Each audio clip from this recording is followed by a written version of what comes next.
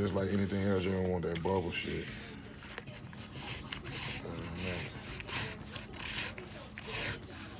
See how I'm crooked?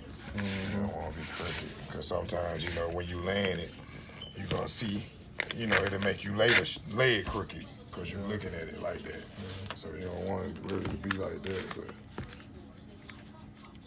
But you know, this simple. And then trying to make sure you get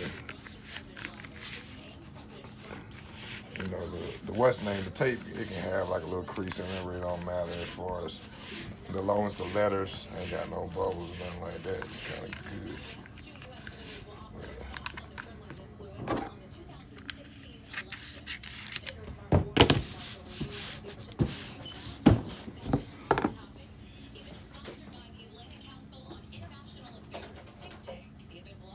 Your thing.